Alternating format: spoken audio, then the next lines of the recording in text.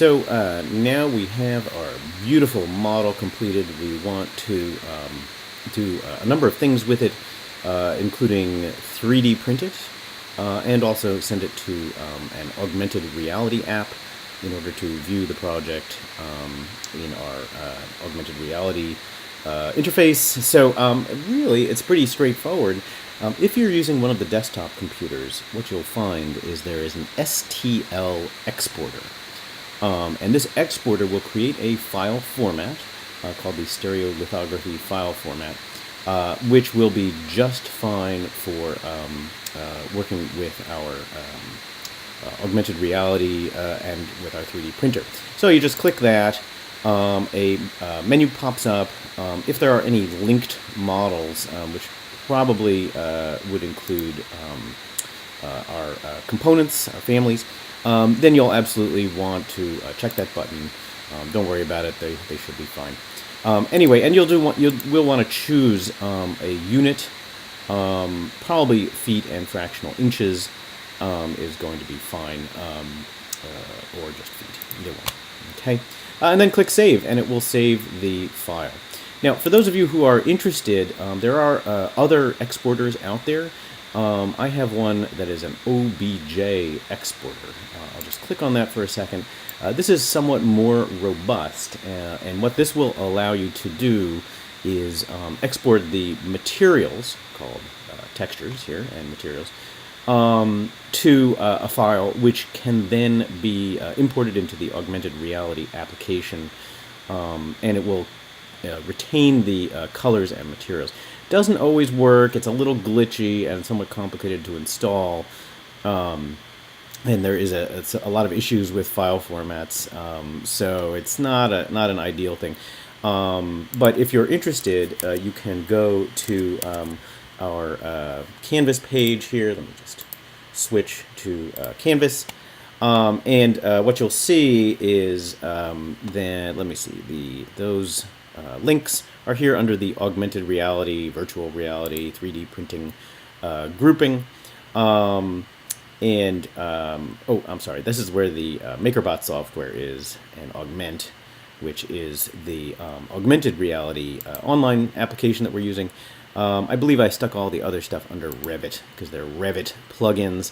The Revit to STL exporter, you can put that on your own computer. It's free.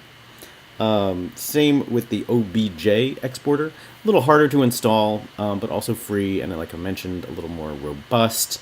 There also is, for those who are interested, Revit to SketchUp exporter, especially if you happen to like SketchUp, or you want to do some further modeling or painting of the object. Sometimes these objects are a little hard to paint, especially one or two of you, I think, wanted to paint individual kind of elements from these repeated patterns.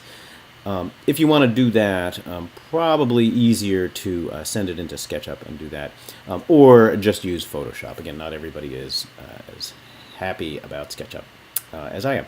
Anyway, once you have exported your model, it will give you a message saying, I have exported your model, and you'll end up with a file called an STL file, or an OBJ file, if that is what you have created.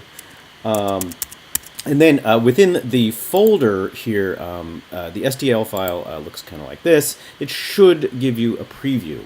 In fact, Windows, I believe, has a native 3D object viewer that you can play around with if you absolutely want to.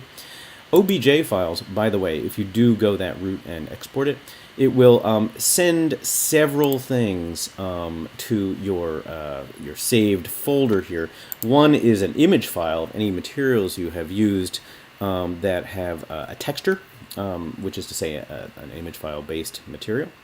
It will also create an OBJ file. This OBJ file also will work as a preview. Interesting enough, this one isn't lying on the ground. I'm not quite sure why that is. And then there's an MTL file, which is an object material file. All three of those, you would need to select them and turn them into a zip file. So I've just selected these three, and on a Mac, you can just choose compress 3 items. On a PC, it does vary, Windows machine does vary somewhat how you compress them, but usually you can right-click on them and send them to a zip file. Either way, it creates a file called a zip file, which you can use in augmented reality application. So let's take a look at the 3D printing interface next. So here is the Makerbot Print interface. And if you're opening it on one of the desktop PCs in the VPAC, you will almost certainly see down here on the lower right an indicator that the Makerbot Replicator Z18, that's the one we own, is available and hopefully online. Alas, it is not online right now. It's turned off. And it will generally be turned off until I know that people are planning to go and print. And if it is turned off, by the way, you can go and track down one of the print lab monitors, and they will be able to turn it on for you so that you can print. All right, so how do you get your model in here? Basically, you just insert it. You go to File, Insert File, and browse to find your model. I'll use the STL file that I created using the standard exporter. You can use the OBJ file that we created. Now, you might say, wait a sec, that's a little bit bigger than the printer can handle. It has to do with the way I created my conceptual mass. I really created a very large conceptual mass. Sometimes you can fix this problem by going to the System Preferences menu and by default tell it, oh, use inches or feet. Sometimes that will help out. You can also have it display the dimension of things in inches. Anyway, and there's all sorts of other things in here, depending on if your computer is freaking out and whatnot. But those of you who are using a computer and you're having a little trouble scrolling, you can control whether or not it's a right mouse click or a left mouse click that determines how you move. In general, however, to scroll in and out, you, of course, use your scroll wheel. You can click and drag the right mouse button in order to orbit the model, okay? So you can do some of the usual view things. Now, let's get this guy fit onto the plate here. Basically, you can click the scale button over here, and I'll just click right on it. A little menu pops up, and you can type in here. It's a little glitchy on my Mac system. I believe the PC system doesn't do this, but it doesn't kind of erase these numbers. But you can type in a number. I believe I figured out that 4% is about right. Now, what you'll see is my model is way down here at the kind of origin. If it's really you know, kind of out in outer space, you could move it by clicking and drag on it. You can also just click on the Arrange button and choose Arrange Build Plate. And what it will do is it will squeeze your model onto the build plate. So there we go. It's a lovely, lovely looking model. And it doesn't really matter where it is. The ideal thing, though, is you want it in the center of the plate, the build plate, which that tool does. And you want it to be, this is a roughly 18-inch square, or sorry, 18 inches tall box, 12 inches square. And you want this thing to be probably 4 or 5 inches. I'm going to guess that this model is going to take a long time to print, but we shall see. So anyway, you also have some other buttons here. There's a rotate button. You can flip the model. So if you have a flat edge to your model, you definitely want that model to be on the ground. In fact, this one will almost certainly require a lot of supports. I might consider printing this one upside down, but it does sort of not really look like a very healthy bird when you do that. So anyway, there is this button, Place Face on Build Plates. I believe the Arrange tool does that automatically. But the other thing that you can control is kind of the print quality. If you go to the Print Settings menu, most of these, basically, I wouldn't change any of these, okay? Make sure that support is checked, especially in a model like this where the wings are overhanging. What it will do is it will create little supports. We'll see that in the print preview. And once the model is set up, then you'll want to go to this Estimates and Print Preview button and click on that. And what you'll see is that it's going to start calculating. Now, depending on the complexity of the model, this can take a long time or a little time. Now, this model is very complicated, so I'm going to guess it's going to take a long time. So let's just pause a minute. So it can really take quite a while for the preview to come to life here. But it finally did. And the reason it took so long in this particular model is all the facets that I have on my wings here. That really makes the 3D printer take a long time. What you're seeing here, there is a supporting material which, as this prints, it lays down little kind of legs of plastic to support the wings. So for some of you, you may end up printing your model sideways to avoid these legs. They do peel right off, but they are kind of unappealing. And they do take a lot of time. Right now, this is estimating over a day to print. Okay, and that's a long time. So if I turn that off, you can see how much is actual model and how much is actual support. So anyway, the other cool thing that you can do is you can play an animation which kind of shows the printing process. The green, again, is the actual model, and the supporting material is the thinner material. Interesting enough, the machine just does take a long time because it has to lay down all that material. I'm just going to pause that. So what do? This model is just not working. It's going to take too long. We need to try and limit our print time, ideally to about 4 hours, although we can start a print in the morning and let it run for up to 8. The trick here is go back to your scale tool, and we'll just have to make it smaller. And in general, it's a volumetric equation here. So if you reduce something by half, it will probably reduce the time by quarter. But let's see. I'm going to guess actually that's still not going to be too long. So I'm going to reduce this even more, and then I'll come here and arrange this right in the center. Again, we do like to have these models in the center, and then we'll calculate the print time again. So you can see here that the Revit model is taking a lot less time. Just zoom in on that here. Less than 1/3 of a large spool, which isn't really your worry. But the big thing here is the time estimate, 2 hours and 30 seconds. That's really well within reason. In fact, I might come back in and make this puppy just a little bit larger, and try to maximize it. 4 hours would be ideal because then, with any luck, we can get 2 printed in a day. All right, so now you've got it all set up. What do? Well, there are 2 things. I currently am not connected to the Makerbot, as you can see.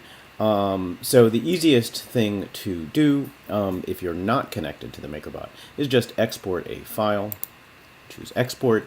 And what it will do is it will export a Makerbot file, which you can title whatever you want. I'll call it Brody Bus Stop. There we go. And that file you can put on a little USB drive, and when you get a chance, you can go and print it. Okay. Now, if you are working on one of the desktop computers in VPAC 206, what you will see is you will probably see the Makerbot alive and well here. If it is alive and well and nothing is running on it, and you will see it, it will actually indicate that something is running. You can just hit print and send it to the printer right then. The rules, the official rules, are that do not send a print that will go past 4 p.m. And the reason is because every now and then the machine catches fire, and we are really discouraging people from burning down the building. So we want everything to be done by 4 when our last monitors leave. And again, once you've sent it to print, you can't get in that room without the help of the print monitors. And so go find one. They can let you in, or I can let you in. Don't bother our digital print lab coordinator. He is not in charge of the room. But you could try grabbing someone else from the interior design department. And if they're feeling beneficent, they will let you in and get the model that you printed. All right, so here is the Augment website that you can get to via the links on Canvas, or you can just type in Augmented Reality website or whatever it's called. But the company is actually called Augment, and there are, you can kind of look at some of the stuff that they do, but obviously this kind of looks like what we want to do, right? We want to load in a piece of furniture. Or in our case, a bus stop. And what you can watch the seamless visualization with AR. You can watch their little sales prep video. This is basically the simplest way that we can get our models kind of into an augmented reality application. As I mentioned, there are more robust ways to do this. Actually, one that integrates with SketchUp is called Cubity. So those of you who are looking to do more augmented reality stuff, ones where you really get a great sense of materials, you'll need a little bit more robust. But this one is super simple. You just go to the login menu here, and I have obviously already logged in. You are welcome to use my login and load your models into my account. One fun thing that you can do if you do that is you can see other people's models, say from spring of 17 or spring of 16. And a lot of these are very strange looking things that we don't know what they are. Let me just go here to the main screen. To load your project in, what you'll see here, you can send in the compressed file that I mentioned earlier that has textures and materials, or just an OBJ file on its own, or just an STL file on its own. And click Add Model. Browse to find your file. Again, I could use the OBJ model, or I could use anything I want. And there's a number of options. Obviously, give it a name. Your name would be good. You know, Brody Bus Stop. Okay. I tell it interior design. You also do have some options for where to place it. On the floor, of course, is the most logical one. And when the model is done uploading, there are a number of features. I am encouraging everybody to leave their models private. However, if you don't want to, that's okay. You can also control the way the dimensions are handled. So these models may come in really big. So you may want to, I believe, feet will work better, but I'm not sure. Anyway, we're going to have to scale it once we put it into our augmented reality view. Or you can just type in a dimension here. You can, again, change the numbers as you load it into reality. I believe mine is going to come in as this sort of monstrous building.